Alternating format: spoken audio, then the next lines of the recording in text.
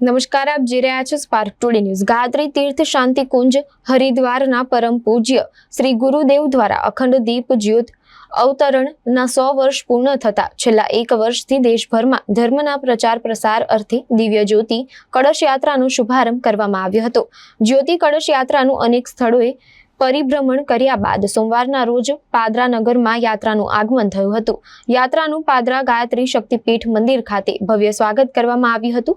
આ પ્રસંગે ગાયત્રી ઉપાસક શ્રી હર્ષદ બાપા સહિત પાદરાના ધારાસભ્ય ચૈતન્યસિંહ ઝાલા તથા ગાયત્રી મંદિરના ટ્રસ્ટી જિગ્નેશ ચોકસી સહિત નાગરિક બેંકના ડિરેક્ટર હિતેશ પટેલ તથા પાદરા નગરના અગ્રણીઓ અને ભક્તો મોટી સંખ્યામાં ઉપસ્થિત રહ્યા હતા।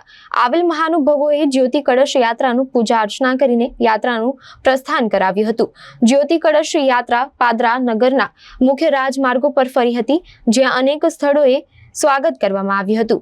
કળશ યાત્રા નગરની શોભાયાત્રા પાદરા નગરમાં નીકળીને રાતે મંદિર ખાતે સંપન્ન થઈ હતી, જ્યાં વિરાટ દીપ યજ્ઞ યોજાયો હતો। યાત્રામાં સંધ્યા સમયે મશાલ પણ પ્રગટાવવામાં આવી હતી। મંદિરે ખાતે વિરાટ દીપ યજ્ઞ સાથે કાર્યક્રમ સંપન્ન થયો હતો। હરિદ્વારથી આજે જળ કળશ યાત્રા અહીંયા પાદરા ગાયત્રી મંદિરે આવી ચૂકેલ છે।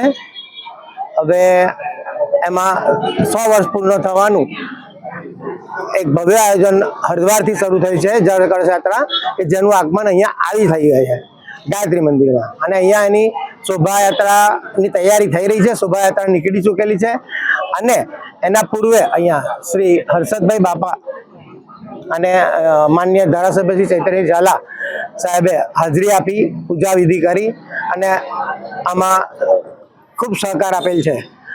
અને હવે સાંજે દીપ યજ્ઞનું આયોજન થઈ ગયેલ છે અને એ દીપ યજ્ઞની પૂર્ણાહુતિ થયા બાદ પાદરા શહેરના સમગ્ર ભાવિક ભક્તો અહીંયા ભોજન લઈ અને આ કાર્યક્રમ પૂર્ણ થયેલ છે।